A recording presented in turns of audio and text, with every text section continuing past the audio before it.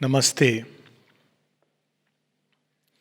इस योग का, श्री अरविंद के योग का मूल मंत्र है माँ, और इसकी मुख्य विधि है माँ की शक्ति के प्रति, माँ के प्रति खुलना। और इस दृष्टि से जब हम देखते हैं तो हमको अंतर पता चलता है कि पहले तो वेदांतिक योग और इस योग में क्या अंतर है। कई लोग ये भी समझते हैं कि ये योग बिल्कुल जैसे गीता का योग है, लेकिन एक मूलभूत अंतर है। गीता के योग की ही तरह इसमें भी समग्र माम और एक समग्रता है। हमें मन, प्राण, हृदय, यहाँ तक कि शरीर, इन सबको भगवान की ओर मोड़ना है, इन ऊर्जाओं को मोड़ना है। गीता की योग की तरह इसमें भी निष्काम कर्म, अहंकार की जगह भगवान को सतत स्मरण करके, उनको कर्म निवेदित करके धीरे धीरे प्रकृति की जो गांठ पड़ी हुई है उससे मुक्त होना है और भगवान में निवास करना है। ये जीवन मुक्त की अवस्था है जिसका वर्णन गीता करती है, त्रिगुणातीत अवस्था। लेकिन इस त्रिगुणातीत अवस्था में हमारी सोल एंटर करती है, उसमें निवास करती है। किंतु प्रकृति का घेरा सत्व, रजोगुण, तमोगुण वो वैसा का वैसा रहता है। थोड़ा सा उसमें सत्व संशुद्धि आती है, किंतु मूल रूप से वो नहीं बदलता। किंतु अंतर ये रहता है कि जब हम भगवान की उपस्थिति में भगवान से जुड़कर कोई भी कार्य करते हैं, हालांकि हम निम्न प्रकृति के घेरे में उतरकर करते हैं, किंतु उसका प्रभाव हमारे सोल के ऊपर नहीं पड़ता और हम मोक्ष की अवस्था को प्राप्त करते हैं। गीता का जो मोक्ष है वो बहुत वाइड मोक्ष है, कर्म के मार्ग से चलते हुए। इसलिए श्री कृष्ण अंत में ये कहते हैं, सर्वधर्मान परित्यज्य मामेकम शरणम व्रज अहम त्वा सर्व पापेभ्यो मोक्षयिष्यामि मा शुचा। तो ये गीता का योग है। तो क्या अंतर है इस योग में? इस योग में हम माँ की शक्ति के प्रति खुलते हैं तो वो शक्ति फिर हमारी प्रकृति के अंदर रूपांतरण लाने लगती है। गीता के योग में रूपांतरण नहीं है, आत्मा की मुक्ति है इन साधनों और उपाय से। इस योग में भी निष्काम कर्म, श्री माँ का स्मरण, उनके प्रति आत्मनिवेदन, समर्पण, अहंकार की गांठ से छूटना, पकड़ से छूटना, समता का अभ्यास, ये सब है। किंतु श्री माँ के प्रति जब हम खुलते हैं तो ये सारी चीज़ें अपने आप श्री माँ की शक्ति हमारे अंदर करने लगती है। हाँ, अगर हम अपना होमवर्क करें, ये चीज़ें साथ में करें, तो वो शक्ति का कार्य बहुत अधिक तेजी से हमारे चेतना के अंदर प्रवाहित होने लगता है। साथ ही क्योंकि श्री माँ की शक्ति कार्य करती है प्रकृति के अंदर उतरकर, तो अब वो हमारी शक्ति, हमारी प्रकृति जो अभी डिजायर से चलती थी, कामना के ईंधन से, कामना का ईंधन उस ट्रेन की तरह है जो पुराने समय में थी, जो कोयले से चलती थी और उसमें बहुत धुआं निकलता था। इसीलिए वो धीरे धीरे जब हम डिजायर से मोटिवेटेड होकर कोई भी काम करते हैं, यहाँ तक कि भगवान का काम भी अगर कामनाओं से प्रेरित होकर करते हैं तो उसमें बहुत धुआं निकलता है, उसमें नाना प्रकार के राग, द्वेष, कष्ट, क्लेश फिर भी होते हैं। किंतु अब इस सॉफ्टवेयर को अपग्रेड करके हमको कामनाओं के ईंधन से नहीं बल्कि भगवान की शक्ति से चलाना है। तो अब हमारे इंस्ट्रूमेंट भी अपग्रेड होंगे, हार्डवेयर भी चेंज होना है, इस शरीर को भी सारे यंत्र, उपकरण और अंतःकरण जो इनर इंस्ट्रूमेंट्स हैं नेचर के, प्रकृति, सबके अंदर एक चेंज लाना है। और वह रूपांतरण केवल श्री माँ की शक्ति ला सकती है।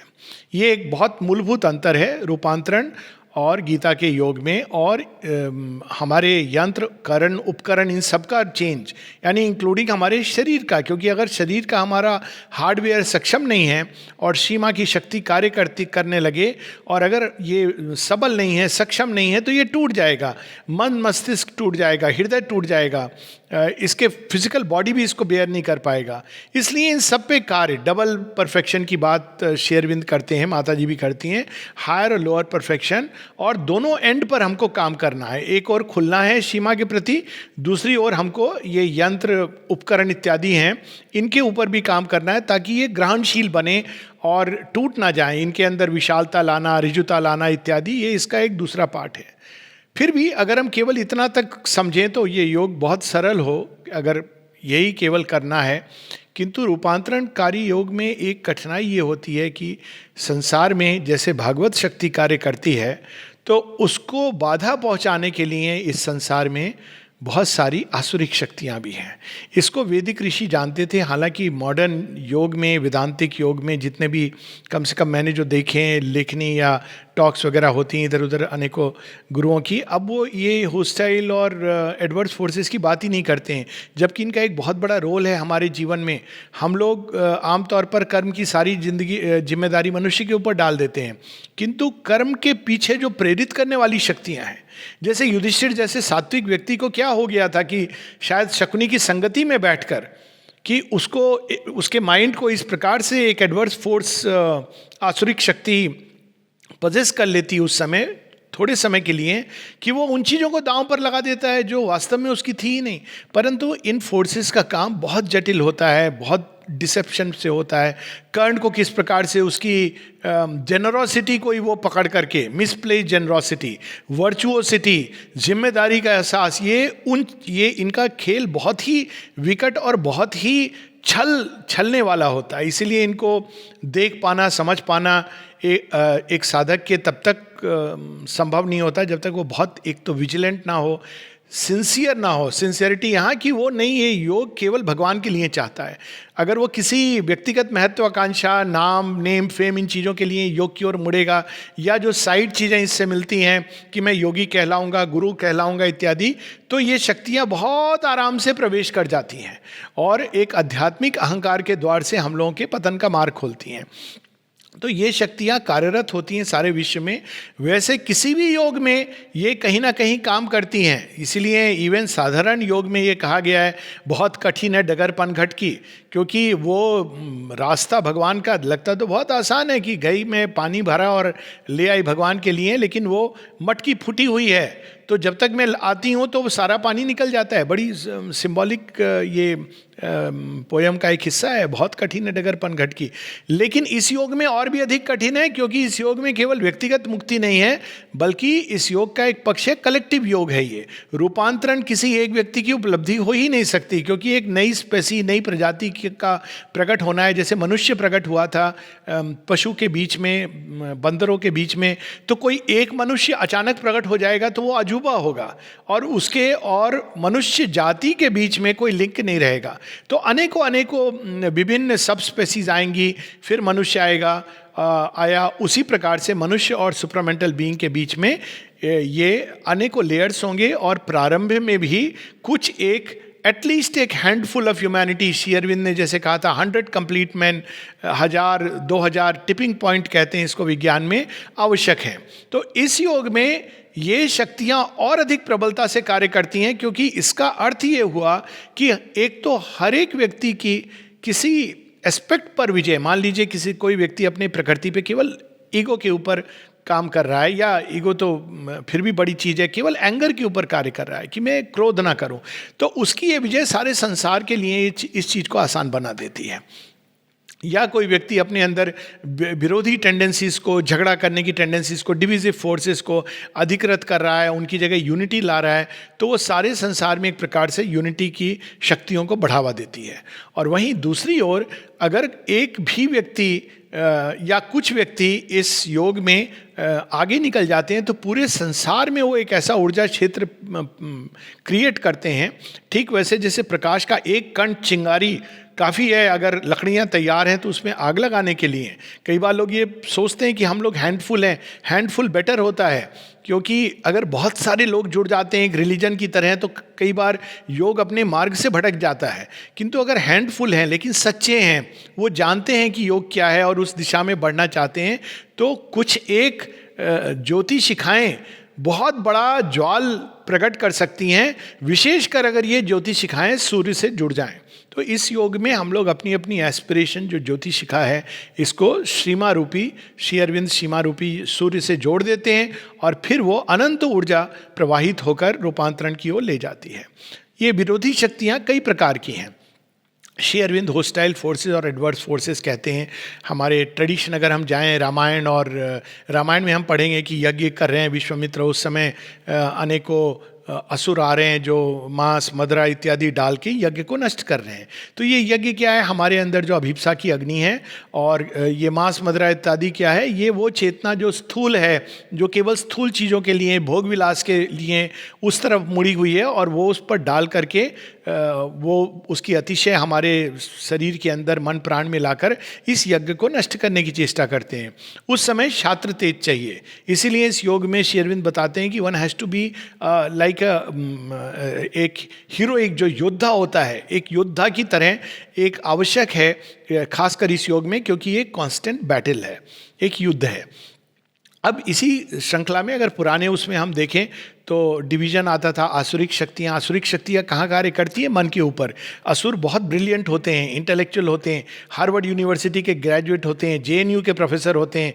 तो हमको इस पर नहीं जाना चाहिए कि उनकी एजुकेशन क्या है, लेकिन उनकी क्रीड क्या होती है? ईगो और डिज़ायर। उनको पहचाना कैसे जाता है? उन्होंने बहुत, चाहे किताबें लिखी हों और नाना प्रकार के आर्टिकल छपे हों उनके, दुनिया भर में उनका गुणगान हो रहा हो, लेकिन वास्तव में अंत में वो मनुष्य को के ईगो सेल्फ और डिज़ायर्ड सेल्फ, इसी को बढ़ाने में विश्वास रखते हैं और उन चीज़ों को हवा देते हैं जो संसार में वैमनस्य, विरोध, परस्पर युद्ध, क्लेश, कष्ट इत्यादि को संसार में पनपने देती हैं। तो ये उनकी क्रीड होती है। वो रिलीजियस भी हो सकते हैं, ये भी है। श्री अरविंद कहते हैं एक जगह, सम असुरास may be great, very religious.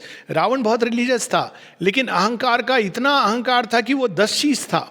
एक सिर ही काफ़ी होता है, मस्तिष्क का अहंकार, यानी वो एक और हाइपर इंटेलेक्चुअल था जो वेदों को पढ़ता था, और दूसरी ओर वेदों के कुछ भी नहीं, वो एक बेसिक वेदों का जो ट्रूथ है, सोहम अस्मि, उसको भी उसने गलत समझा कि ये मेरी मन प्राण, यही मैं हूँ, यही ब्रह्म है, सोहम अस्मि। तो ये जो इंटेलेक्चुअल भूमि पर असुर कार्य करते हैं, डाउट क्रिएट करते हैं और एक रॉन्ग टर्न देते हैं, हर चीज़ को एक अहंकार की तुला पर ले जाके एग्रेंटाइजमेंट, इंटेलेक्चुअल एरोगेंस, ये सब असुर मनुष्य के अंदर क्रिएट करते हैं। और इससे क्या होता है? फिर मनुष्य बंद हो जाता है प्रकाश के प्रति, क्योंकि अगर कोई ये समझ रहा है कि मैं ही सब कुछ हूँ, मेरी इंटेलिजेंस सब कुछ है, तो कैसे आगे खुलेगा? इसीलिए सीमा बताती हैं कि humility is the safe guard. अगर विनम्रता नहीं है, विनम्रता किसी अन्य व्यक्ति के सामने हमको हाथ जोड़कर गिड़गिड़ाना नहीं है। विनम्रता का अर्थ है उस अनंत के सामने हम कुछ भी नहीं हैं, और कितना भी ज्ञान आ जाए, कितना भी सामर्थ्य आ जाए, लेकिन उस अनंतता के सामने, सीमा की अनंत शक्ति के सामने कुछ भी नहीं है। हम एक तृण के बराबर हैं। तो तृण को ही, घास को ही माने ह्यूमिलिटी का नाम दिया। इसीलिए कुछ एक पूजा होती है जिसमें दूर्वा घास, यानी बिना विनम्रता के ही पूजा सफल नहीं हो सकती, हमारी बाधाएं नहीं उठ सकती। हम लोग कई बार देखते हैं कि गणेश जी की पूजा है, नारायण की पूजा है, तो आपको ये दूर्वा घास। तो ये क्या है कि हम बिना विनम्रता के, कई चीज़ों का बहुत सरल उपाय होता है विनम्रता, जिससे हमारी कई बाधाएं दूर हो जाती हैं। तो ये शक्तियाँ असुर की माइंड पे काम करती हैं, डिसीव करती हैं, छलती हैं, मन को भ्रामिक अवस्था में ले जाती हैं, जहाँ व्यक्ति कई बार ये समझने लगता है, डिल्यूजन हो जाता है कि मैं ही भगवान हूँ, मैं ही परमेश्वर हूँ। ये एक मूल रूप से सत्य है सबके लिए, लेकिन ये मन का और रैशनल माइंड, तार्किक मन के लेवल का सत्य नहीं है। ये सत्य उस भूमि का है जहाँ उठने के लिए बहुत कृपा और बहुत तपस्या चाहिए। उसी प्रकार से राक्षसी शक्तियाँ हैं। राक्षसी शक्तियाँ हमारे प्राण के ऊपर कार्य करती हैं, एक सेंटिमेंटल वीकनेस या दूसरी ओर क्रोध, इस प्रकार की पैशंस को वो बढ़ाती हैं। और उसके और नीचे पैशाचिक और भूत इत्यादि की शक्तियाँ जो हमारे बिल्कुल जो प्राण की ऊर्जा शरीर के साथ जुड़ी है उसको सोखना, नाना प्रकार के रोग प्रकट करना, विशेषकर जहाँ बहुत अधिक सेक्सुअल एक्टिविटी है वहाँ पे ये भूत पिशाच काफ़ी निकट आ जाते हैं, क्योंकि वो ऊर्जा को सोखते हैं। तो ये सारा ज्ञान हमारे पास्ट में था। पहली बार एक लंबे समय के बाद श्री अरविंद इस बात को सामने ला रहे हैं। तो इस योग में होस्टाइल और एडवर्स फोर्सेस कैसे काम करती हैं? सीमा बताती हैं कि 3 प्रकार की शक्तियाँ कार्य करती हैं जो विरोध करती हैं और टेस्ट भी होते हैं हमारे। तो एक है नेचर विरोध नहीं करती है, बस वो कहती है हम जैसे हैं वैसे हमको चलने दो, पुराने ढर्रे पर हमको चलने दो, हमको नया नहीं चाहिए। हमारे जो तरीके थे, हमारे जो पुरखों ने बताया, हमारी जो सोच थी, वही बस सब कुछ है, यानी अब विकास नहीं करना है। तो ये नेचर इस तरह से रेजिस्ट करती है। एडवर्स फोर्सेस क्या करती हैं? प्रकृति के ऊपर प्रेशर डाल के वो प्राकृतिक चीज़ों को अप्राकृतिक बना देती हैं। जैसे एक सेक्सुअल एनर्जी है या एंगर है, एम्बिशन है, ये प्राकृतिक रूप से मनुष्यों के अंदर होता है, लेकिन वो उस पर इतना प्रेशर डालती हैं कि क्रोध मानो विस्फोटक हो जाए, या काम की ऊर्जा बिल्कुल एक व्यक्ति को पूरे कामुक मनुष्य बना दे, या एम्बिशन की ऊर्जा उसको महत्वाकांक्षी बना दे, अति महत्वाकांक्षी। तो एडवर्स फोर्सेस पीछे खड़ी होती हैं, नेचर रेजिस्ट कर रही है, लेकिन वो नेचर के कार्य को और अधिक बढ़ा देती हैं। कभी ये भाव ले आती हैं कि मैं बिल्कुल अनफिट हूँ, रिवर्स वे में भी काम करती हैं, तमोगुण को सामने ले आती हैं और पहले इन चीज़ों को बढ़ाएंगी, फिर उसके बाद व्यक्ति बोलेगा ओह मैं तो बिल्कुल इस योग के लिए फिट नहीं हूँ, मैं बहुत गिरा हुआ मनुष्य हूँ, डिप्रेशन में चला जाएगा इत्यादि। फिर इसके आगे होस्टाइल फोर्सेस होती हैं। होस्टाइल फोर्सेस मतिभ्रम, कन्फ्यूजन, एबनॉर्मल डिप्रेशन जिसका कोई कारण नहीं है। वैसे भी डिप्रेशन का कोई कारण नहीं होता है। अगर संसार में कठिनाइयाँ हैं तो उनसे जूझना है या उनका हल ढूंढना है, भगवान की शरण जाना है, लेकिन उससे डिप्रेस्ड हो जाना ये तो सच में बिल्कुल इरेशनल चीज़ है। लेकिन ये इस प्रकार से कार्य करती हैं कि व्यक्ति उस समय उनके जाल में चला आता है। भय, एक ऐसा भय वो क्रिएट करती हैं, भय का जाल, कि सब जगह भय भय भय, आतंक फैलाना, ये इन आसुरी और राक्षसी शक्तियों का कार्य होता है। इस प्रकार से मनुष्य की ऊर्जा हर लेती हैं, आपस में डिवाइड और लड़ाती हैं एक दूसरे से, चाहे वो छोटे घर के लेवल पर हो या राष्ट्र के लेवल पर हो। और ये आपस में भी लड़ती हैं, सीमा बताती हैं, क्योंकि इनका जन्म ही, ये दैत्य हैं, इनका जन्म ही डिवीजन से हुआ है, दिति। तो ये आपस में भी लड़ते हैं, लेकिन यूनाइट कब होते हैं? जब इनको संसार को आतंक और भय से भय फैलाना हो, तब ये यूनाइट हो जाते हैं, एक हो जाते हैं। तो इसी श्रृंखला में इन शक्तियों का जो प्रभाव है, उसी में एक घटना होती है जो बहुत अद्भुत है, आश्चर्य करने वाली भी है, और उसमें बहुत कुछ सीखने को मिलता है। और वो है 24 नवंबर 1938, 1938, 24 नवंबर को, बिल्कुल सुबह सुबह, सुबह भी नहीं, रात का समय है, 2 बजे हैं रात को, यानी 23 नवंबर की रात के 2 बजे, यानी 24 नवंबर प्रारंभ होने वाला है। और श्री अरविंद उठते हैं और दर्शन दिवस है, वो आ रहे हैं तैयार होकर के, तैयार होने के लिए। बहुत कम निद्रा होती थी उस समय सब लोग, उसकी बात हम लोग बाद में करेंगे। तो उसके बाद जब श्री अरविंद आ रहे हैं तो टाइगर की एक स्किन है जो हम लोगों ने वहाँ देखी होगी, श्री अरविंद के कक्ष जो गए हैं उसके बगल वाले कक्ष में, लेकिन ये पहले बाथरूम के बाहर रहती थी, जिसको माता जी भी कई बार उसमें माँ रहती थी, बाद में चंपकलाल जी रहते थे। पहले वहाँ डोर था, अब वहाँ पे एक कर्टेन आ गया है ईस्टर्न साइड में, श्री अरविंद का जो सबसे पीछे वाला रूम है। तो वहाँ से जब श्री अरविंद बाहर आते हैं तो वो टाइगर की स्किन पर उनका पाँव पड़ता है और वो गिर पड़ते हैं। गिर पड़ने से उनका फ्रैक्चर हो जाता है। और श्री अरविंद उस समय अपने अंदर ही अंदर, क्योंकि वो ऐसा समय चुना था इन फोर्सेस ने कि ठीक जब लास्ट पुरानी जी ने बत्ती बंद कर दी थी, चंपकलाल जी चले गए थे, करीब 1:30 पौने 2 बजे वो चले जाते थे। ये रात की बात हो रही है, ये लोग कैसे कार्य करते थे। थोड़ी देर विश्राम करके श्री माँ चली गई थी, उस समय श्री अरविंद गिर पड़ते हैं और वो अपने अंदर ही जब श्री माँ का स्मरण करते हैं, श्री माँ को पता चल जाता है, तो श्री माँ अचानक उठ करके चली आती हैं और वो देखती हैं कि श्री अरविंद इस प्रकार से गिर गए हैं। वो जानती हैं कि फ्रैक्चर हो गया है और डॉक्टर इत्यादि आते हैं, बाद में प्लास्टर किया जाता है। थ्रू आउट जो वर्णन है निरोधा बताते हैं, ये 12 years of with Shri Aurobindo में इसका विस्तृत वर्णन है कि जब उन्होंने श्री अरविंद को देखा इस प्रकार से लेटे हुए, तो उनको ईट्स का कवि का एक वर्णन याद आ गया, द गोल्डन थाइड पाइथागोरस। बिल्कुल मानो गोल्डन पुरुष लेटे हुए हैं, कोई जरा सी भी उनके मन से, कोई उनके मुख से कभी कोई, जब टेस्ट कर रहे थे डॉक्टर तो एक हल्के से स्वर में कभी आह निकलता, तो किसी ने पूछते थे is it hurting, are you having suffering, और श्री अरविंद कहेंगे कि oh suffering one can be above it, और कुछ नहीं। यहाँ तक कि डॉक्टर राव जो उनको देखने आए चेन्नई से, वो कहते हैं कि he is the ideal patient. इनके बिल्कुल जैसे जैसे डॉक्टर बता रहे हैं वो चुपचाप उसको देख रहे हैं, सुन रहे हैं, कोई प्रश्न नहीं। जब उनसे किसी ने पूछा कि आप हम ये करें या वैसे करें, ट्रैक्शन दें इत्यादि। तो श्री अरविंद ने कहा इन सब के बारे में माँ जानती हैं, जैसा वे कहें वैसे करो। अब आश्रम में ये जो बात थी बड़ी अद्भुत थी कि अगर आश्रम में परफेक्ट समर्पण किसी ने किया एक दूसरे को, तो श्री माँ ने श्री अरविंद को और श्री अरविंद ने श्री माँ को, और हम सब के लिए उदाहरण प्रस्तुत किया। बिल्कुल कुछ नहीं, पूरी तरह जैसे श्री माँ कहती हैं वैसे करो। तो वो एक बाहरी प्रक्रिया है, वो होती है, सारे प्लास्टर वगैरह होता है। लेकिन 24 नवंबर का दिन था, उस दिन दर्शन दिवस भी था, और दर्शन दिवस में कई नए लोग भी आए थे। उनमें से एक थी प्रेसिडेंट वुडरो विल्सन की डॉटर, जिसका बाद में मार्गरेट विल्सन, जिसका नाम बाद में निष्ठा रखा गया। उसकी बात हम लोग पहले भी कर चुके हैं इसी सीरीज में।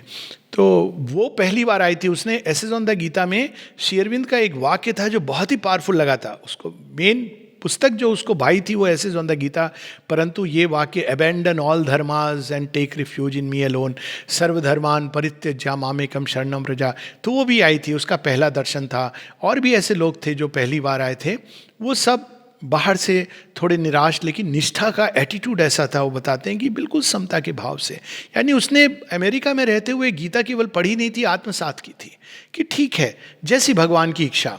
शाम को ऑफकोर्स माता जी दर्शन देती हैं और सबकी ये जो मन में पीड़ा थी कि हम आज दर्शन नहीं कर पाए उसको हर लेती हैं। लेकिन उस दिन दर्शन नहीं होता है क्योंकि श्री अरविंद वहाँ पे गिर जाते हैं। अब इसके पीछे का रहस्य बतलाते हैं श्री अरविंद, और वहाँ पे हम देखते हैं कि इन शक्तियों का खेल।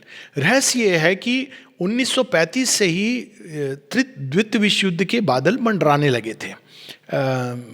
उसमें कई चीज़ें थी। जापान अपने आप को एक मिलिट्री के रूप में सशक्त राष्ट्र बना रहा था।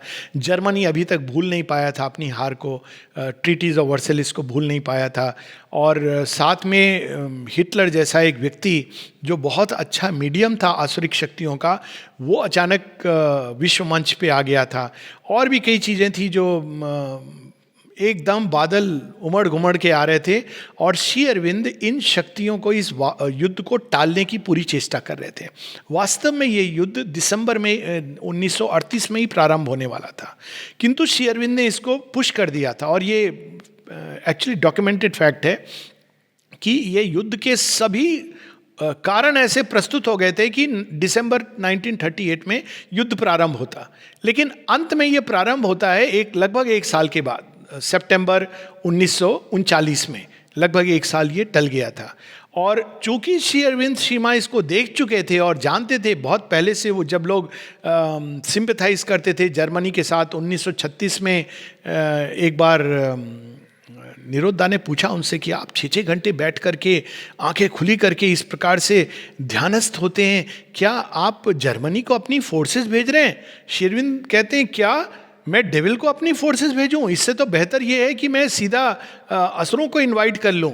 लेकिन उस समय किसी को समझ नहीं आता था, क्योंकि वो तो ये समझते थे कि हिटलर आर्य की बात कर रहा है। देखिए कैसे डिसीव करती हैं शक्तियाँ। बात वो आर्य की करता था, लेकिन वास्तव में उसकी दृष्टि भारतवर्ष में अल्टीमेटली आकर के उसको ऑक्यूपाई करने की थी। और इतने डिसेप्टिव होती हैं फोर्सेस कि जब सुभाष चंद्र बोस जैसे व्यक्ति उनसे जाके हाथ मिलाते हैं एक और दूसरी ओर जापान के साथ, जब ये चित्र श्री अरविंद ने देखा तो उन्होंने कहा वो जानते नहीं हैं कि वो कैसी बड़ी भूल करने जा रहे हैं। और वो सुभाष चंद्र बोस जो श्री अरविंद से प्रेरित भी हुए थे, बताते भी हैं कि मैं इनसे बहुत प्रेरित हुआ था। लेकिन प्रेरित होना एक बात है, आइडियलिज्म होना एक बात है, लेकिन सत्य की दृष्टि रखना, नीडशीर विवेक होना, आत्मरति होना, आत्मज्ञानी होना बिल्कुल अलग बात है। तो उन्होंने हाथ मिलाया था। वो क्यों? क्योंकि शत्रु का शत्रु मित्र, ये पंचतंत्र की, तो जापान एक और एक बहुत बड़ी शक्ति के रूप में उभर रहा था चीन के ऊपर और बर्मा के ऊपर। उसकी भी दृष्टि थी भारतवर्ष के ऊपर, क्योंकि उसकी मिलिट्री बहुत डेवलप्ड हो गई थी। वहीं दूसरी ओर जर्मनी उसके अधीन था, हिटलर के अधीन। और वो पूरा वो तो रेसिस्ट की आर्य सभ्यता ही है जो इस संसार में एकमात्र जिसको जीने का अधिकार है और किसी को अधिकार नहीं है। इस प्रकार से वो मार्च करना चाह रहा था और सारे राष्ट्रों से केवल जिसको वो कहता था कि ये उच्च रेस है उसको छोड़कर बाकी सब नष्ट हो जाएं, ये वो उसके विचार में था। और उसके अपने विचार नहीं थे। सीमा बताती हैं कि वो कैसे उसका एक कासिल था जहाँ वो जाकर के इंस्पिरेशन रिसीव करता था, और उसके दर्शन में एक बीइंग आता था जो प्रकाशमान उसका सिर था, लेकिन वो वास्तव में प्रकाश का बीइंग नहीं था, वो डार्कनेस का बीइंग था। वही था जिसकी बात हम लोग पहले लॉर्ड ऑफ द नेशंस के रूप में कर चुके हैं, जिसको सीमा ने कन्वर्ट करने का प्रयास किया था, लेकिन वो कन्वर्ट नहीं हुआ था। तो वो सभी राष्ट्रों में टेरर, वैमनस्य, युद्ध यही करवाना चाहता है। तो हिटलर उनका मीडियम बन गया, क्योंकि हिटलर बहुत अधिक इंटेलिजेंट नहीं था। शेयरविंद सीमा कहते हैं ही वॉज स्टूपिड, माने आउटराइटली उसके अंदर कोई भी तर्क शक्ति, सबकी क्षमता नहीं थी। बहुत सेंटिमेंटली वीक था, रो पड़ता था वो अपनी बिल्ली को लेकर। बाहर से वेजिटेरियन था और शराब नहीं पीता था। तो कई बार हम बाहर से जब लोगों को जज करते हैं, और कई लोग इसके झांसे में आ गए थे, लोग सोचते थे जर्मनी है जो अल्टीमेटली इंग्लैंड को सबक सिखाएगा, इंपीरियलिस्ट पावर को। तो बहुत से लोगों का आश्रम में भी सिंपैथी हो गई थी हिटलर के साथ, और वो बड़े खुश होते थे कि देखो एक तरफ जापान आएगा और ब्रिटेन को हराएगा, दूसरी ओर हिटलर आएगा और ये देखो ब्रिटेन के दुष्कर्मों का अंत होगा। और श्री अरविंद और सीमा बार बार बताते हैं, यहाँ तक उन्होंने डिक्लेयर किया, no it is the mother's war, ये सीमा का युद्ध है। और जो भी अपने मन में, इवन थॉट्स में, अगर वो हिटलर की विजय चाहता है या जापान की विजय चाहता है, तो उसको ये जान लेना चाहिए कि वास्तव में वो आश्रम को अंत करना चाह रहा है। क्योंकि अगर ये दोनों देश आ गए, और वो बहुत सुंदर शेयरविंद की इवन पॉलिटिकल दृष्टि अद्भुत। शेयरविंद बताते हैं कि ये सच है कि इंग्लैंड जो है वो भी अपने आप में एक इंपीरियलिस्ट है, साम्राज्यवादी राष्ट्र है, लेकिन इसका साम्राज्यवाद अब पुराना हो रहा है, ये अब सूर्य अस्त होने वाला है, तो ये अब बहुत दिन तक अपने साम्राज्य को पकड़ नहीं सकेगा। वहीं दूसरी ओर जापान एक उभरता हुआ साम्राज्यवादी राष्ट्र है, ये अगर आ गया भारतवर्ष के अंदर तो अगले कई सौ वर्षों तक ये छोड़ेगा नहीं। और अगर हिटलर आ गया तो वो किसी भी प्रकार की किसी चीज़ को जो दिव्यता की ओर ले जा रही है उसको नष्ट कर देगा। तब तक किसी को पता नहीं था कि हिटलर क्या कर रहा था, किस प्रकार से गैस चेम्बर्स हो रहे थे, किस प्रकार से वो। एक उदाहरण बताते हैं कि प्रारंभ में जब उसने पोलैंड को एनेक्स किया, ये 1939 में, तभी ये वार शुरू हो गया डिक्लेयर।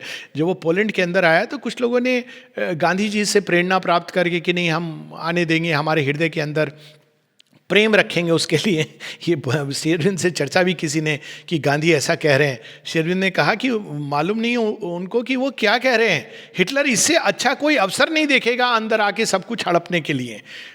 तो ये भी अगेन हम देखते हैं कि गांधी जी की दृष्टि एक सामान्य मानवीय दृष्टि और वहीं एक योगी की दृष्टि, जो सब बाद में प्रूव हुई। शेरविन जो बता रहे थे वो सब कितना प्रमाण के साथ प्रकट हुआ संसार के सामने। तो जब पोलैंड इसमें हिटलर घुसा तो वो इसी दृष्टिकोण से पॉलिश लोगों ने कुछ नहीं किया कि नहीं कोई बात नहीं है, हम इसको अपने हृदय को साफ रखेंगे, नॉन वायलेंट मीन से इसका विरोध करेंगे। और प्रोटेस्ट करने के लिए बच्चे चले गए, 300 बच्चे चले गए प्रोटेस्ट करने के लिए हिटलर की ऑक्यूपेशन को, लेकिन नॉन वायलेंट प्रोटेस्ट, सत्याग्रह जिसको हम कहते हैं। हिटलर ने क्या किया, जैसे ही वो 300 बच्चे उसके सामने आए, हिटलर ने कुछ नहीं, बस अपने जनरल को आदेश दिया, किल देम ऑल, उन सबको मार डालो। और ये तो कुछ नहीं, बाद में जब हम देखते हैं ज्यूस का नरसंहार, गैस चेंबर, उसकी करुणा ये होती थी, वो कहता था कि गैस चेंबर से मैं लोगों को इसलिए मार रहा हूँ क्योंकि उनको पीड़ा कम होगी। इस प्रकार से वो दसों हजारों, ये तो आप सिंडलर लिस्ट वगैरह बाद में ये सब सामने आई, उस समय उसका प्रोपेगेंडा ऐसा था। असुर की एक और पहचान होती है प्रोपेगेंडा, वो ऐसा प्रतीत कराएगा कि नहीं वो तो सब अच्छा कर रहा है। उसने इस प्रकार के मशीनरी थी उसकी, जो प्रोपेगेंडा मशीनरी, जो ये दिखाती थी कि हिटलर कितना अच्छा है सबके प्रति, और जो ज्यूज़ हैं उनको कैसे उसने अच्छी तरह से रखा है। लेकिन वो केवल प्रोपेगेंडा था, उसके पीछे जो बड़ा ही भीभत्स और घिनौना चेहरा था वो शेरविंद वहाँ बैठे बैठे देख रहे थे। 3 कविताएं भी लिखी शेरविंद ने इस दौरान। एक है दी ड्वार्फ नेपोलियन, जिसमें वो बताते हैं किस प्रकार हिटलर का अंत होगा, थंडर बोल्ट फ्रॉम गॉड, या उससे भी एक बड़ा बराबर का असुर उसका उसका अंत करेगा। और वास्तव में वही हुआ, और दोनों ही चीज़ें सत्य निकली। दूसरी एक कविता चिल्ड्रन ऑफ वोटान, कि किस प्रकार से वो आकर के पूरे संसार में सर्वत्र विभत्सता, मृत्यु, भय, इसका खेल फैला रहे हैं। और तीसरा उन्होंने पोयम लिखी थी दी आयरन डिक्टेटर्स। तो ये सब इस वार से संबंधित। और उसी समय जैसे हम देखते हैं कि रामायण और महाभारत में असुर अकेला नहीं आता है, साथी आते हैं। इस संबंध में एक और बड़ी इंटरेस्टिंग रोचक कथा है। किसी ने कहा कि आप उस समय नलिनी दा ने एक लेख लिखा था, बंगला में लेख लिखा था, जहाँ उन्होंने इस युद्ध की तुलना की थी पांडव और कौरव के युद्ध से। तो किसी ने पूछा क्या आप ये कह रहे हैं कि जो एलीट पावर्स हैं जिसमें इंग्लैंड, फ्रांस इत्यादि हैं, ये पांडवों के समान है? श्री अरविंद ने कहा नहीं, वो तुलना मैं नहीं कर रहा हूँ, वो एक एग्जिजरेटेड तुलना होगी। लेकिन एट द सेम टाइम तुम क्या समझते हो, पांडवों में डिफेक्ट नहीं थे? वो कहना चाह रहा था कि ब्रिटिशर्स भी तो खराब हैं। कहा हाँ बिल्कुल, ब्रिटिशर्स में भी डिफेक्ट हैं, उनके अंदर भी प्रॉब्लम्स हैं निश्चित रूप से। लेकिन यदि हिटलर जीत गया तो संसार एक ऐसे महाअंधकार में चला जाएगा जिसमें 10,000 वर्ष तक कम से कम वो ऐसे अंधकार में जाएगा जिससे पता नहीं निकल भी सके या नहीं निकल सके, शायद प्रलय के बाद ही निकलेगा। ये श्री अरविंद ने डिक्लेयर कर दिया था। और यदि एलिट पावर जीतती हैं, क्योंकि वो एक आइडियल उनके अंदर फ्रीडम का है, यूनिटी का है, चाहे उनके अंदर इसकी लिप सर्विस ही क्यों ना हो, किंतु उनका ये आदर्श है और इस कारण विकास का मार्ग खुला रहेगा। और कम से कम ये इवोल्यूशन और रूपांतरण जिस दिशा में ये योग जा रहा है वो जाता रहेगा, चाहे उसमें कुछ समय ही क्यों ना लगे। लेकिन यदि हिटलर जीत गया या जापान जीत गया तो उसके बाद कई हजार वर्ष तक हम कल्पना नहीं कर सकते हैं कि योग या ये संसार प्रगति की दिशा में जाएगा, क्योंकि वो एक ऐसा डिक्टेटर है जो अपने विचार के अलावा सब कुछ नष्ट कर देगा। तो इस प्रकार से एक तरफ गांधी जी और सुभाष चंद्र बोस और कांग्रेस, इन सब की विचारधारा जो एक मेंटल थॉट था, हालांकि गांधी जी और सुभाष बोस एक दूसरे से फूटी आंख नहीं मिलाते थे क्योंकि दोनों की थॉट अलग थी, लेकिन योग दृष्टि नहीं थी। तो वो देख नहीं पा रहे थे, ये अज्ञान में कर रहे थे, लेकिन वो देख नहीं पा रहे थे कि वास्तव में हिटलर के पीछे कौन सी शक्ति है। तो जब श्री अरविंद इन शक्तियों को पीछे ढकेल रहे थे, उस समय इन्होंने देखा कि गढ़ तो यहाँ है, असल में तो यहाँ अटैक करना है। ठीक वैसे जैसे रावण को पता चल गया था कि जिस शक्ति को मैं ढूंढ रहा हूँ, जिससे मैं पूरे ना केवल त्रिलोक बल्कि अल्टीमेटली मेरा एक अक्षुण्ण राज्य हो जाएगा सारी सृष्टि के ऊपर, वो तो माता सीता हैं। और यदि मैं उनको ले आता हूँ और किसी तरह से मैं राम के ऊपर काबू कर लेता हूँ या उनका वध कर पाता हूँ, तो फिर मुझे कोई नहीं हरा सकेगा। ये असुर हमेशा जानता है और इसीलिए उसने इस प्रकार का कर्म किया, जो वास्तव में बहुत ही अजीब सी बात है, क्योंकि रावण को क्या ज़रूरत थी इतनी दूर आकर। ठीक है सुपर्णखा की बात है, लेकिन उसके लिए वो आके मार भी सकता था, लेकिन वो लेके जाता है और उसको पता है कि राम आएंगे और यही हैं जो इसका मूल कारण है। और हम पढ़ते हैं रामायण और महाभारत में ही पढ़ते हैं किस प्रकार से जो केंद्र में होते हैं उन पर अटैक होता है। कई लोग पूछते हैं कि श्री अरविंद तो भगवान हैं, ओमनीसिएंट है, ओमनीपोटेंट हैं, तो उनको कैसे ये फ्रैक्चर हुआ। हम नहीं समझ पाते इस बात को कि ओमनीपोटेंट और ओमनीसियंस भगवान की, अभी जड़ तत्व इतना ग्रहणशील नहीं हुआ है कि उसके ऊपर एकदम परफेक्शन से काम हो सके। प्लस जब भगवान मानव देह धारण करते हैं, मानव लीला करते हैं, तो अपनी ओमनीसियंस, ओमनीपोटेंस तो हमेशा रहती है, लेकिन वो बाहर कई चीज़ों में उनको देखना पड़ता है, संभालनी होती है सृष्टि, तो उसको पार्टली वो वेल होती है। इसको श्री अरविंद माता पुस्तक में बताते हैं। जब चाहें वो उसको बाहर ला सकते हैं, किंतु उसको वेल करके नहीं तो वो काम ही नहीं कर पाएंगे। और इसका सबसे सुंदर उदाहरण तो स्वयं रामायण है। भला लक्ष्मण जी को शक्ति बाण लगे, इसकी ये कैसे हुआ? या राम और लक्ष्मण स्वयं नागपाश में बंध जाएं, वो तो भगवान है, इसमें कोई दो राय नहीं। या जिसके रथ को श्री कृष्ण हाँक रहे हो, विजय तो उसने ही प्राप्त की, एलिस पावर विजय होना ही था क्योंकि श्री अरविंद पीछे खड़े थे।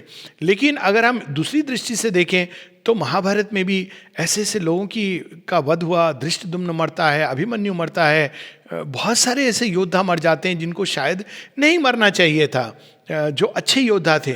लेकिन ये रियल युद्ध होता है, रियल टाइम में होता है। तो ये जो शक्तियाँ थीं, इन्होंने श्री अरविंद के ऊपर अटैक किया।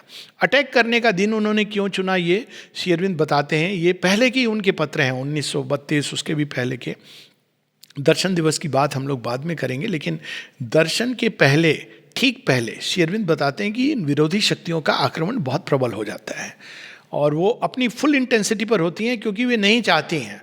और यहाँ तक कहते हैं कि द फैक्ट कि दर्शन को पोस्टपोन करना पड़ा 24 नवंबर के, ये इसका प्रमाण है कि ये इस प्रकार से कार्य कर रही थी, क्योंकि हर एक दर्शन पर, दर्शन दिवस में क्या होता था, एक विशेष शक्ति डिसेंड करती थी इस धरती पर। श्री अरविंद माता जी उसको ग्रहण करते थे और सब में वितरित करते थे। लेकिन एक चीज़ हम लोग यहाँ ये भी समझ लें, चूँकि इस दर्शन दिवस की ये बात हुई है, दर्शन दिवस का अर्थ यही था। 15 अगस्त, 21 फरवरी और 24 नवंबर ये 3 दर्शन दिवस थे। 1927 से दर्शन दिवस प्रारंभ हुए और इनका प्रयोजन था कि ये हायर फोर्स, सुपरामेंटल फोर्स, धरती तैयार नहीं है लेकिन श्री अरविंद के अंदर उतरती थी और वे उसको सारे संसार में वितरित करते थे। बाकी दिन वो उनके अंदर उतरती थी और व्यक्तिगत लेवल पर वो कार्य कर रहे थे एक एक व्यक्ति के अंदर, लेकिन ये दिन विशेष होता था। 1956 में 29 फरवरी जब सुपरामेंटल मैनिफेस्टेशन प्रारंभ हो गया, तो 1958 में 1958 में सीमा कहती हैं अब दर्शन दिवस के ही दिन नहीं उतरती हैं ये शक्तियाँ, बल्कि कई बार उस दिन बहुत सारी अंधकार की शक्तियाँ इकट्ठा हो जाती हैं चारों जगह, लेकिन अनएक्सपेक्टेड रूप में ये डिसेंट होता है। यानी वो किसी भी चीज़ से बाहरी रूप से जुड़े नहीं थे, अनएक्सपेक्टेड रूप से डिसेंट होता है। और अब साधक को कभी भी सचेत रहना है कि ना जाने कब वो डिसेंट प्रारंभ हो जाए और वो रिसीव करे। जिस दिन वो उसको रिसीव करे वो दिन दर्शन दिवस है। तो किस साधक ने पूछा, लेकिन मुझे तो बहुत अच्छा लगा दर्शन दिवस के दिन। सीमा बताती है वो एक व्यक्तिगत चीज़ है, सामूहिक रूप पर अब ये सत्य नहीं है। यानी दर्शन डे का पूरा वो सेंस बदल गया। तो फिर उसने पूछा कि फिर आप मैसेज क्यों देते हैं उस दिन। माँ कहती हैं कि जो हम लोगों ने एक्सपेरिमेंट करके रियलाइज़ किया है वो संसार में वितरित करते हैं, पर जो स्पेशल डिसेंट था जो दर्शन दिवस पे होता था वो 1956 तक उसकी आवश्यकता थी। उसके बाद वो अब अनेकों रूप से अनएक्सपेक्टेडली लोगों के अंदर प्रकट हो रहा है। तो ये दर्शन दिवस की एक बात है, लेकिन इसके बारे में हम लोग थोड़ा और बाद में बात करेंगे। तो उन्होंने आक्रमण किया उस दिन, और कहाँ आक्रमण किया, नी के ऊपर, सबकॉन्शियस, जहाँ पर उस दिन उस समय, क्योंकि वो सब वार का सारा चल रहा था, तो श्री अरविंद पूरी शक्ति को श्री माँ के ऊपर और विश्व के ऊपर कार्य करने में उन्होंने लगा दी थी। श्री माँ को प्रोटेक्ट करना, क्योंकि वे इसमें कार्यरत थी, तो कहीं उनको कुछ, क्योंकि वे ही मेन पुरोधा हैं इस पूरे खेल की, और वे प्रोटेक्टेड रहें। तो एक तरह से देखा जाए तो ये सच है कि श्री अरविंद ने एक प्रकार से अपना सेक्रीफाइस देकर श्री माँ को प्रोटेक्ट किया। श्री माँ अनेकों स्तर पे कार्य कर रही हैं, इसलिए वो अपने बारे में सोच ही नहीं रही हैं, और श्री अरविंद उनको सुरक्षा प्रदान कर रहे हैं। और श्री माँ चूँकि प्रोटेक्टेड रहीं श्री अरविंद के शक्ति से, और बाद में भी फ्रैक्चर के बाद भी यही खेल चलता रहा, इसलिए श्री माँ पूरा कार्य यथावत करती रहीं, और उन्हीं को अंत में ये योगा ऑफ ट्रांसफॉर्मेशन को फुलफिल करना था। तो एक प्रकार से श्री अरविंद ने उस समय भी अपना एक बलिदान दे करके कुछ समय का उन्होंने श्री माँ की सुरक्षा की, जो आवश्यक था उस समय के लिए और आगे के लिए भी, क्योंकि ये वास्तव में माँ का युद्ध था और पूरी तरह माँ जगत जननी को इसमें भाग लेना था। तो जैसे हम रामायण में भी देखते हैं कि 3 असुर आते हैं, और भी जगह देखते हैं, तो ये 3 असुर एक साथ आए थे। एक और आया था हिटलर जर्मनी में, इटली में मुसोलिनी और रशिया में स्टालिन। लेकिन दोनों में अंतर, तीनों में अंतर था। कम से कम 2 का श्री अरविंद बताते हैं कि हिटलर के अंदर वो इनकारनेशन नहीं था इस असुर का, पजेस होता था टाइम टू टाइम। उसके अंदर एक चैत्य भ्रूण अवस्था में था, बहुत ही प्रिमिटिव, लेकिन वो टाइम टू टाइम ऐसे लोग बड़े अच्छी आसानी से असुर का मीडियम बन जाते हैं। जिनका चैत्य विकसित है उनको ये समस्या नहीं होती है। लेकिन स्टालिन, उसके अंदर चैत्य था ही नहीं, वो पूरा का पूरा इनकारनेशन था इस असुर का। तो वो हम ये कह सकते हैं कि यदि हिटलर असुर था तो वो महाअसुर था, असुर का भी असुर था।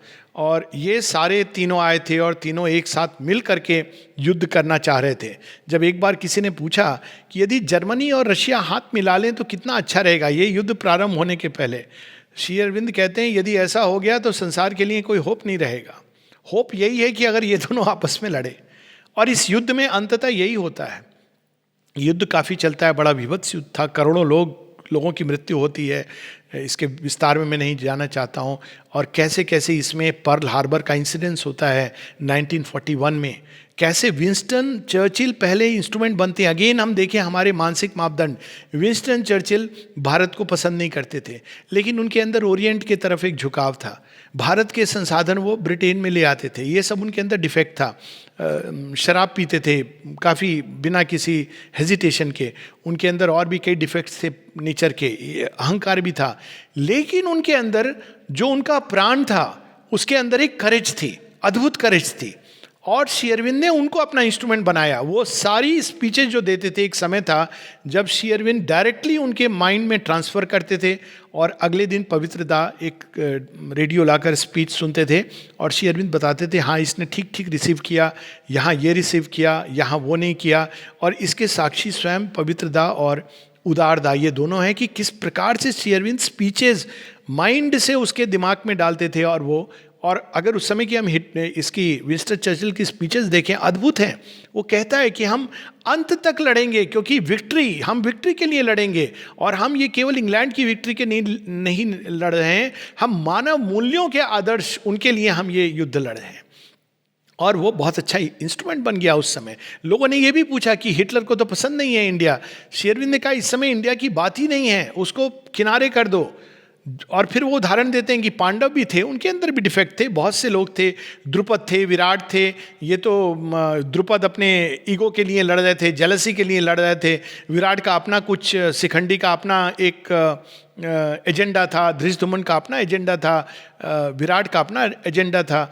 लेकिन बात ये नहीं थी कि ये दूध के धुले हैं या नहीं, बात ये थी कि यदि ये हार गए इस समय एलिट फोर्सेस, तो संसार महाअंधकार में चला जाएगा। आप देखिए कैसी प्लास्टिसिटी है, ये रियली ट्रूथ की जो ऑपरेट करती है वो किसी मानसिक मापदंड पे नहीं करती है।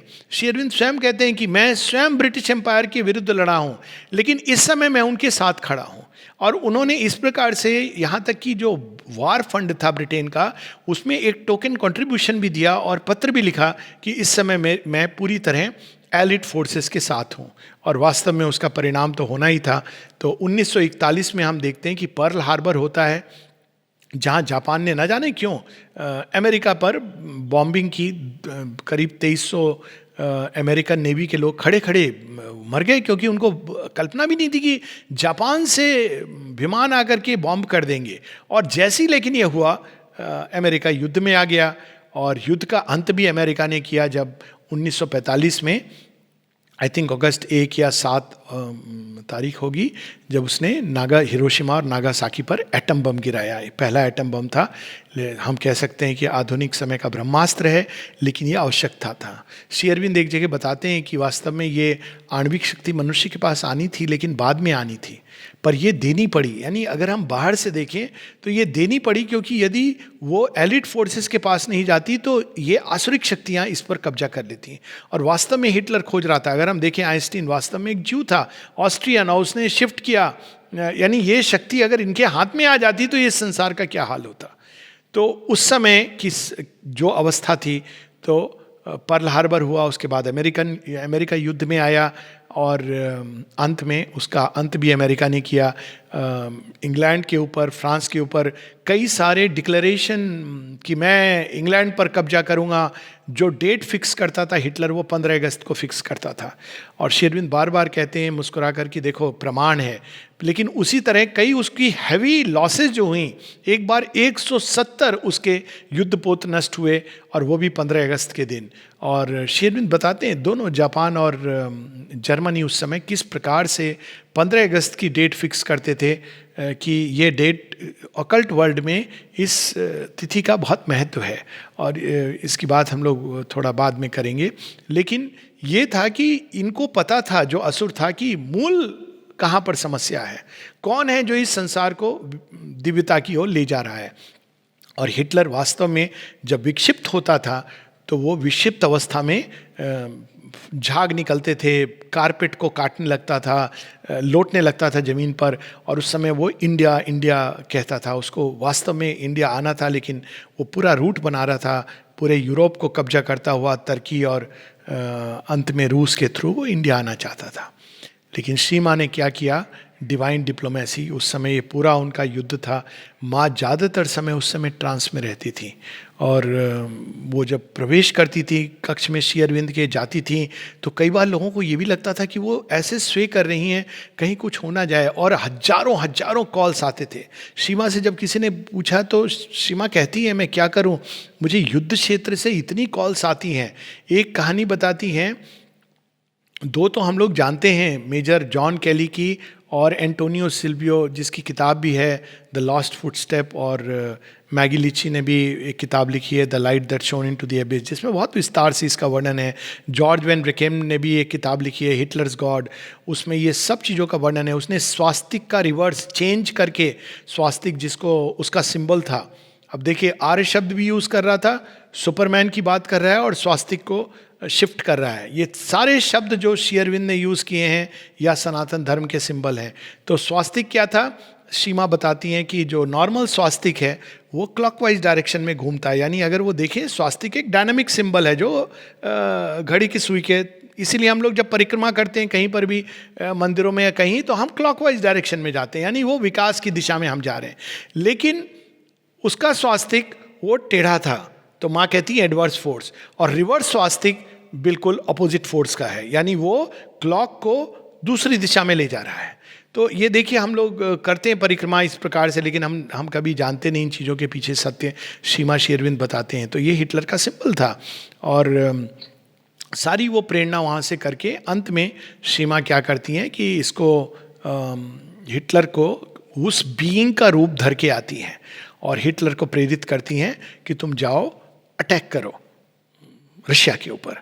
अब कोई पूछे उन्होंने हिटलर को सीधा मार क्यों नहीं दिया, तो सीमा बताती है, प्रश्न किसी ने किया, कहा बात उसको मारने की नहीं है, बात इससे कहीं गहरी है। वो जो असुर उसके पीछे खड़ा है उसको कन्वर्ट होना है, रूपांतरित होना है, मारना भी नहीं। मारना तो हर युग में भगवान आके कर गए हैं, इस बार रूपांतरण है तो उसको रूपांतरित होना है। और उस बीइंग ने ये कहा है कि हाँ मैं होऊंगा रूपांतरित, मैं भी जानता हूँ, लेकिन होने के पहले मैं संसार में बहुत नरसंहार करूँगा और बहुत विनाश करूँगा।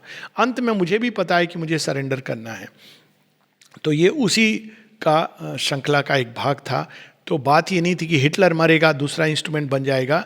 एक चरम सीमा पर पहुंचकर वो हिटलर को रशिया के विरुद्ध मोड़ देती हैं, और कोई नहीं जानता कि हिटलर ने ये क्यों किया। ये सबसे इलॉजिकल चीज़ थी, लेकिन हिटलर के अंदर बुद्धि नहीं थी, वो केवल ब्लाइंडली फॉलो करता था उस ऑर्डर को। और ये शक्तियाँ ऐसी कार्य करती हैं। सीमा एक बार बताती हैं, कोई व्यक्ति जो जुआ खेल रहा था, तो जुआ खेलता रहता है, जीतता जाता है। वो शक्तियाँ उसको बता रही हैं इस पर दांव लगा, उस पर दांव लगा, और वो सोचता है मैं बहुत बड़ी बात कर रहा हूँ, और सडनली वो एक शक्ति कहती इस पर तू अपना सब दांव लगा दे, बिल्कुल युधिष्ठिर की तरह कहानी।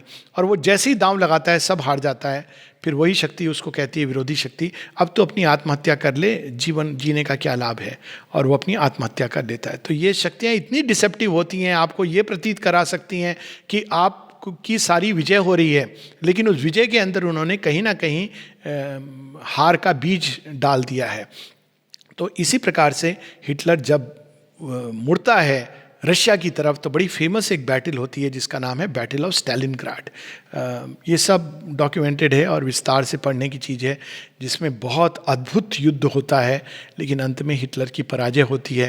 हिटलर एक हफ्ते बाद सुसाइड कर लेता है, और कोई वैसे जानता नहीं कैसे मरा, कहते हैं सुसाइड, लेकिन श्री माँ दो दिन पहले उसके किसी ने विजन में देखा कि श्री माँ एक घोड़े के ऊपर सवार होके जा रही हैं और अपनी तलवार से वो हिटलर को समाप्त कर रही हैं। तो उसने कहा माँ ये क्या हुआ। तब तक संसार में किसी को पता नहीं था कि हिटलर मर गया है, उसकी मृत्यु हो चुकी थी लेकिन डिक्लेयर नहीं की जा रही थी। तो सीमा कहती है हाँ जो तुमने देखा सही देखा, कुछ दिनों बाद सबको पता चल जाएगा। तो हम लोग कल जब बात कर रहे थे सीमा के महेश्वरी महालक्ष्मी सरस्वती एस्पेक्ट की, हमने महाकाली की बात ही नहीं की, क्योंकि महाकाली एस्पेक्ट इस तरह से नहीं यूज करती है। महाकाली एस्पेक्ट कौन संभाल सकता है। तो या तो साधक बहुत सिंसियर हो तब, वरना वो विश्व के समर में। तो ये वास्तव में सीमा का युद्ध था, और उस समय सीमा की शक्ति ने फाइनली हिटलर का भी सफाया किया। डिवाइन डिप्लोमेसी के तहत उसको और स्टालिन, इन दोनों को लड़ा दिया। स्टालिन के रिसोर्सेज समाप्त हो गए। उसके बाद रशिया के अंदर कोई जान नहीं बची थी आगे बढ़ाने की। मुसोलिनी टूट गया था, तब तक एलिट फोर्सेस पूरी तरह प्रवेश कर चुकी थी विंस्टन चर्चिल एक बहुत प्रभावशाली इंस्ट्रूमेंट बना, उसके पहले जो चेम्बरलेन था वो बड़ा ढीला ढीला आदमी था ये रियली। और विंस्टन चर्चिल बताता है कई बार जब वो अचानक उसको महसूस होता था कि नॉर्मली कार में जिस तरफ से जाना है नहीं मैं दूसरी तरफ से जाऊं, और कुछ ही क्षणों में उसी क्षण वहाँ एक बॉम्ब गिरेगा, और वो जानता था कि मुझे कोई शक्ति है जो मुझे बचा रही है। तो कई ऐसी चीज़ें थी जॉन केली, और इसकी हम बात कर रहे थे। उसी तरह माँ बताती हैं, एक पता है शेयरिन कक्ष में बताती हैं, लोगों ने जब उनसे पूछा कहा मैं क्या करूं, मुझे इतनी कॉल्स आती हैं। और एक जगह वो बताती हैं कि फ्रांस में ऐसा हुआ कि एक छोटे बेटा और लड़का और लड़की, ये बच्चे दोनों 10-11 साल के, ये बाहर निकले थे पाव रोटी लाने के लिए। जब तक ये वापस आए तो उनका घर ब्लो अप हो गया था, ना माता पिता ना घर भी नहीं, तो बॉम्बिंग में। और जब वो आते हैं तो उनको समझ ही नहीं आया कि क्या करें। तो वो लड़की कातर भाव से हे प्रभु, जिसको भी वो मानती थी, वो माँ को नहीं बुला रही थी, God help me, God help me.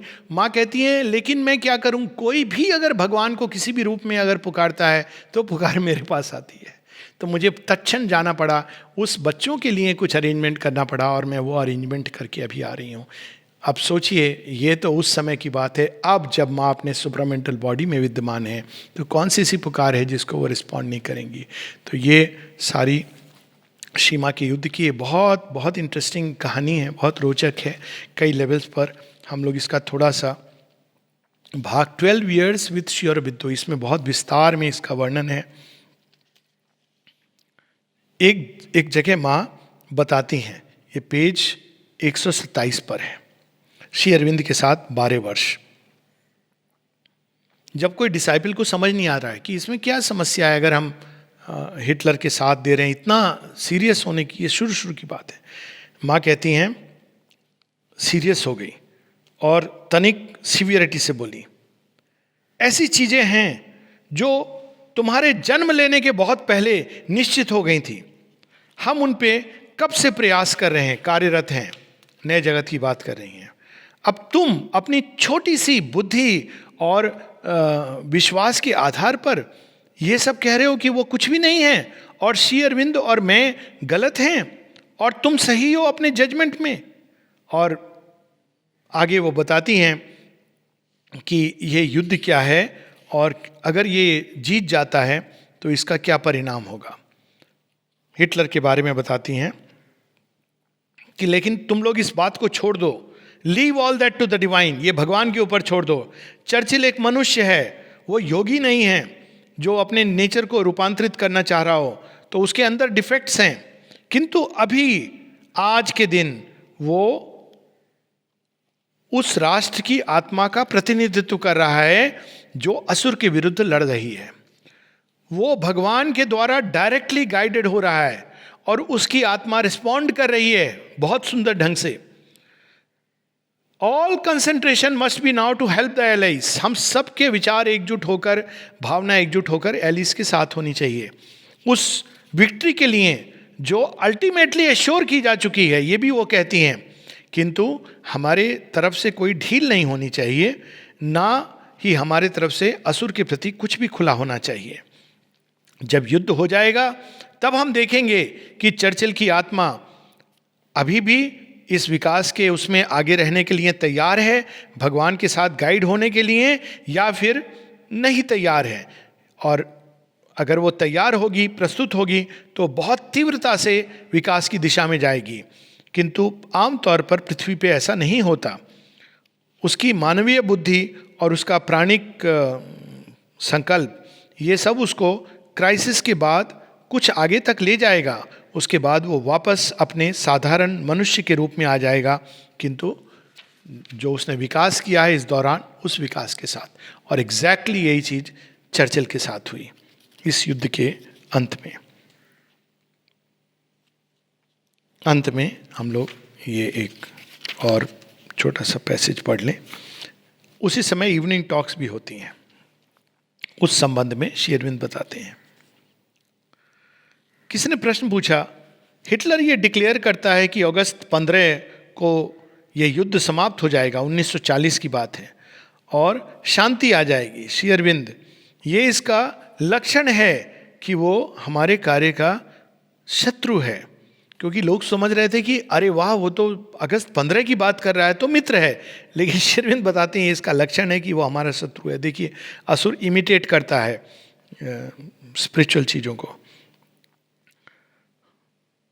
और फिर वो डिसाइपल पूछता है कि ये बड़ा विचित्र है कि वो अपने निर्णय कैसे लेता है। श्री अरविंद वो निर्णय नहीं लेता है, उसके पीछे जो बीइंग है, सत्ता है, वो निर्णय लेती है। और वो सत्ता आती है, आसुरिक सत्ता, जो यहाँ भी आती है टाइम टू टाइम, और देखती है कि यहाँ किस प्रकार का कार्य हो रहा है। तो वो असुर जो हिटलर के पीछे था, वो श्री अरविंद आश्रम आता था और देखता था कि किस प्रकार का कार्य हो रहा है। तो किसी ने फिर पूछा कि it knows that the work here is against its own interest, क्या वो जानता है कि यहाँ जो कार्य हो रहा है उसके अगेंस्ट है? श्री अरविंद कहते हैं ऑफ कोर्स, बहुत पावरफुल बीइंग है वो, ये सब जानता है और ये यहाँ पर आता है। उसने ये कहा है कि प्रेजेंट सिविलाइजेशन को नष्ट कर देना है, लेकिन वास्तव में वो सारी मानवीय मूल्यों को नष्ट करना चाहता है। और कहता वो सिविलाइजेशन की बात है, लेकिन सभी मानव मूल्यों को नष्ट करना चाहता है। ये सारा एक पूरी महाभारत है, जिसको सजेशन रहेगी मेरी कि ये बहुत अद्भुत पुस्तक है 12 ईयर्स विथ श्री अरविंदो, क्योंकि श्री अरविंद के फ्रैक्चर के बाद 6 लोग उनकी देखभाल में आए और वहाँ से एक नई गति, एक नया ताल, एक नई लय प्रारंभ हुई आश्रम के जीवन की, जिसकी बात हम लोग कल करेंगे। 12 ईयर्स विथ श्री अरविंदो। नमस्ते।